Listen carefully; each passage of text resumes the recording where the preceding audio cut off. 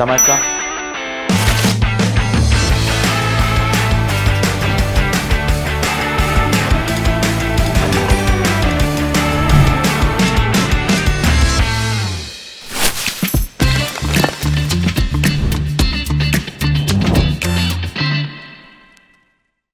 안녕하세요. 대담의 이영준입니다. 건강한 사회를 위한 대담한 담론, 대담회가 시즌2로 돌아왔습니다. 네, 감사합니다. 근데 최근 2030 세대를 넘어 4050 세대까지 라이프 스타일의 새로운 가치로 ESG가 떠오르고 있다고 하는데요. 그래서 ESG 트렌드 전문가를 모시고 한번 이야기를 나눠보겠습니다. 그럼 대담할까? 감사합니다. 네. 감사합니다. 민망하네요. 민망합니다. 빅데이터 전문가시죠. 생활변화관측소의 정석환 연구원님을 모시고 한번 이야기 나눠보겠습니다. 네, 안녕하세요. 생활변화관측소연구원 정석환입니다. 저희 생활변화관측소는 바이브 컴퍼니 이제 한 부문으로 데이터를 통해서 사람들의 일상을 살펴보고 유의미한 인사이트를 이렇게 공유하는 일을 하고 있는데요. 특히 이런 소셜 빅데이터라는 것을 분석을 하고 있어요. 우리 연구원님은 따로 별칭 없으신가요? 치열하게 연구는 하고 있지만 아직 찾지는 못했습니다. 저는 그거 좀 만들어 봤거든요. 네. 예, 뭐죠? 저는 사실 밸류 크리에이터입니다. 네. 네. 아니, 아니요. 억지로 반응하시. 아니요. 그 가치를 만들어내는 게 중요한 사회가 아닌가 싶어서 밸류 크리에이터거든요. 네, 좀 많이 써주세요. 네. 이게 보니까 주장을 계속 10년을 거쳐서 하는 게 중요하더라고요. 네, 호명 사회니까요. 맞습니다.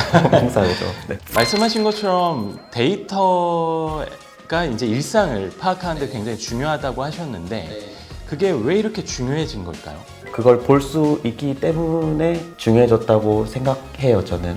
사람들이 데이터를 많이 남길 수 있게 되면서 개인의 삶만 살 때는 볼 수 없었던 더 넓은 이제 시야를 볼 수가 있고 우리가 사회 단위로 어떤 변화를 볼 수 있을 때 더 올바른 것을 선택할 수 있지 않을까? 더 유리한 것들을 우리가 선택하는데 더 좋지 않을까?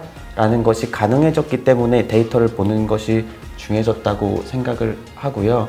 그렇다면 오늘 우리가 다룰 주제 ESG잖아요. ESG는 왜 그럼 트렌드를 따라야 한다고 생각하세요? 암만 세상 좋은 많은 것들이 있다 하고 기술이 혁신이 발견됐다 하더라도 사람들과 이제 맞춰가는 것이 중요하다고 생각을 해서 트렌드라는 것이 유행이 아니라 어떤 경향으로 우리가 볼 수 있으면 트렌드를 살피는 것은 ESG 관점에서도 아니면 그 넘어서도 굉장히 중요하다고 생각을 합니다. 방금도 명언이 나왔어요. 그래요? 네. 유행이 아니라 경향이다. 아, 역시 준비를 많이 하셨네요. 관측소에서 이제 매일 훈련 받습니다. 저도 거기 훈련 좀 껴주세요. 한번 워크샵 보시면은 바로 그냥 나옵니다. 알겠어요.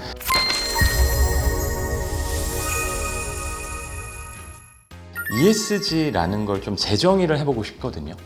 기업 경영에 쓰이는 용어로만 좀 많은 분들이 이해를 하고 있는데 요즘은 오히려 기업 경영뿐만 아니라 개인적인 어떤 일상 또 가치 이런 데도 많이 쓰인단 말이죠. 데이터를 분석해 보면 실제로 그런 경향이 나타나고 있나요? 20년대에 많은 일들이 있었는데 코로나가 이제 시작이 되었고 주식이 굉장히 전국적으로 붐이었어요. 그때 또 떠오른 키워드가 ESG였는데 사람들이 ESG를 초반에는 이런 주식의 테마 관련해서 수용을 하셨어요. 사람들이 ESG라는 키워드를 많이 말하지는 않으세요. 친환경이라든지 지속 가능성 이런 키워드 단위로 이야기를 많이 하지만 지구 환경을 위해서 한다라는 지향점이라는 맥락에서 같은 의미로 생각을 하면 사람들이 실제로 ESG 키워드 등장과 함께 지금은 굉장히 일상 속에서 친환경적인 이런 라이프 스타일을 지향한다라고 볼 수가 있습니다.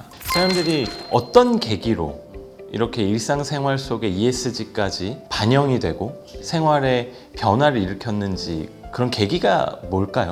자가격리라고 해서 저희가 집에도 못 나가고 외식이 좀 이제 제한됐던 상황에서 배달 앱이 또 이제 활성화가 많이 됐었잖아요. 배달을 많이 하시면서 쓰레기들이 많이 나오잖아요. 그래서 그때 죄책감이라는 키워드가 굉장히 많이 떴었어요. 죄책감의 대상이 예전에는 이런 가족 같은 키워드들이 많이 나왔어요. 엄마한테 죄책감 든다 뭐 이런 얘기였는데 그 당시부터는 이제 지구한테 죄책감이 든다. 쓰레기를 내가 주체가 돼서 이렇게 많이 발생을 시키고 내가 실제로 이렇게 눈으로 보다 보니까 친환경에 대해서 그때 처음으로 이제 고민을 많이 해보신 것 같아요. 또 일반인들에게 되게 중요하게 각인됐던 게 미세 플라스틱? 이슈였던 것 같아요. 데이터 분석을 해보면 또 그게 많이 키워드로 노출이 됐었나요? 그 당시에 이제 19년도, 20년도쯤에 저희가 친환경 언급량을 살펴봤을 때 월에 한 이제 10,000건에서 15,000건 정도가 이제 발화가 되었었어요. 플라스틱에 대한 연금량을 살펴봤더니 4,000건에서 6,000건 정도를 왔다 갔다 하더라고요. 친환경 담론 안에서 플라스틱이라는 담론이 거의 절반 가까이는 된다라는 이야기죠. 플라스틱 안에서도 미세 플라스틱 얘기가 정말 많았었고요. 플라스틱의 연관어로도 좀 무섭다, 좀 공포에 해당하는 키워드들을 살펴보면은 그 주인공이 항상 미세 플라스틱이었어서 미세 플라스틱 담론이 많이 커졌었고, 그걸 이제 아우르는 친환경 담론도 이제 같이 커졌다라고 봤었습니다. 사실 저도 아이를 키우는 입장에서 미세 플라스틱 얘기가 있을 때 조심스럽더라고요. 어떤 물건이 그나마 아이한테 좀 덜 유해한지 보게 되고, 요즘에 좀 ESG 관련된 용어 중에 이슈가 되는 그런 분야가 있을까요? 친환경 중에서는 빨대 키워드를 또 이렇게 본 적이 있어요. 플라스틱 빨대를 전부 종이 빨대로 이제 바꾸는 것이 유행이었어요. 그렇죠. 지금은 종이 빨대가 정말 맞는 솔루션이냐라는 토론까지 왔더라고요. 사람들이 인식 수준이 엄청나게 높아지고 있다. 사실 제가 이 질문을 왜 드렸냐면, 제가 요새 뉴스나 이런 걸 보면서 많이 보이는 단어가 안전에 대한 거랑 반려문화, 이 두 가지가 되게 많이 보이더라고요. 제가 데이터 분석을 제가 한 이래로 한 번도 지지 않고 뜨는 키워드가 몇 개가 있는데, 그 중에 하나가 반려에 해당하는 키워드인데요. 저희 생활변화 관측소에서도 한 10년 가까이 계속 반려는 들여다보고 있어요. 그래서 반려로 예를 들면 반려 강아지, 반려묘 정도는 저희가 이제 납득하는 수준인데, 누군가는 반려돌도 이제 하신다고 하더라고요. 반려동물, 또 반려식물까지 나오는 이런 시기에 어떤 부분이 좀 갈급해서 그런 것들에 대한 요구가 많아진다고 보세요? 반려라는 키워드보다 중요한 게 그 외연에 이제 번져나가는 키워드들이 진짜 중요해서요. 내 삶을 질을 올려주고 지금 동시대를 살아갈 때 의미 있게 살기 위해서 다양한 종류의 반려감 같은 것을 얻는다는 말이죠. 심지어 식물한테도 반려해변이라는 키워드가 최근에 제가 분석했는데 나왔더라고요. 그래서 반려해변은 또 뭐지?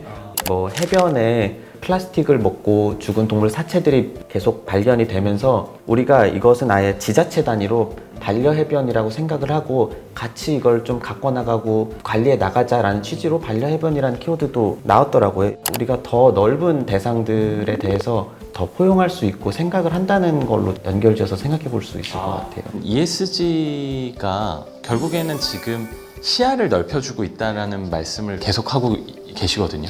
이런 어떤 다양한 고민의 시작이 가장 중요한 시작점이 아닌가, 이런 생각을 좀 해보게 됐습니다. 네.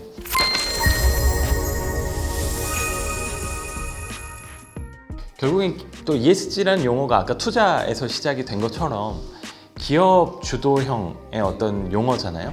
그럼 기업이 ESG를 잘하기 위해서 고객들은 어떤 행동의 변화, 소비 패턴의 변화가 있는지, 이런 부분들도 좀 데이터적으로 분석을 하고 있는지 궁금해서요. 저희 홈페이지에 가면 매주 업데이트가 되는데, ESG적인 관점에서 어긋나는 행위를 했을 때 사람들이 야 이거 불매하자, 이 브랜드는 당분간 우리 불매를 해서 혼주를 내주고 대체하다라는 말을 그때 정말 많이 하세요. 반대로 잘하는 브랜드인데 저희가 옳은 것을 할 때는 굉장히 화제가 안 되는 경우가 많잖아요. 맞아요. 이제 디지털 힘의 덕으로 그리고 높아진 이런 친환경 ESG적인 관점 인식 덕에 사람들이 그런 브랜드들은 또 반면에 찾아주셔서 대체하다, 이런 돈줄 이런 키워드들이 이제 종종 등장을 합니다. 네, 기업이 ESG 전략을 잘 짜면 소비자의 어떤 호감도나 브랜드 인지도가 상승할 것 같은데, 그런 사례들이 좀 있나요? 이제 대체육이라든지 배양육, 새로운 형태의 혁신들이 나왔을 때 사람들이 긴가민가 하시다가 이제 누군가 이제 드셔보실 거 아니에요. 저도 최근에 먹어봤는데 정말 고기 맛이랑 똑같더라고요. 이게 비건이었는데 이런 것들은 사람들이 굉장히 이제 좋아하시고 이제 놀라워하시죠. 그리고 저 전기차가 처음 나오고 했을 때는 이거 전기차가 정말로 활성화가 되면은 이건 정말 혁신 아니야? 친환경적인 관점에서 이런 이야기들이 굉장히 많았는데, 반대로 계속 나오는 이 빨대 이야기라든지 포장재 이야기들, 사람들이 정말 일상에서 만나시는 제품들의 한정에서는 부정적인 이야기도 굉장히 많았어요. 기업에서는 이제 혁신적인 것도 많이 하려고 하는데 이 모든 활동이 사실 다 선택을 받고 사람들의 환영을 받지는 않았거든요. 그래서 이런 것들을 그린 워싱이라고 해서 속은 초록하지 않으면서 겉에만 초록색으로 바꾸면 그게 그러냐라고 이제 논의도 굉장히 많이 했었죠. 어떤 브랜드가 ESG 활동을 한다고 제품을 그런 친환경적인 소재로 바꾸면서 계속 굿즈는 이만큼씩 만들고 자꾸 에코백 나눠주고 안 만드는 게 친환경이다 막 이런 식으로 논의를 많이 해서 저도 비슷한 걸 얼마 전에 봤는데 어떤 환경 인플루언서께서 뉴스에 나와서 이런 말씀을 하시는 거예요. 여러분 텀블러 좀 쓰지 마세요 이러는 거예요. 진짜 뭐 텀블러가 문제다 이건 아니고 사실 텀블러를 쓰기 위해서 텀블러를 엄청 만들잖아요. 진짜로 우리가 친환경이 어떤 건지 그런 것들에 대해서 다시 한번 고민해 볼 필요가 있다. 그래서 그런 부분들은 우리가 아까 말했던 시야를 넓히는 데 있어서 좀 더 중요한 포인트가 아닐까 생각을 해봤습니다. 네, 네. 맞습니다.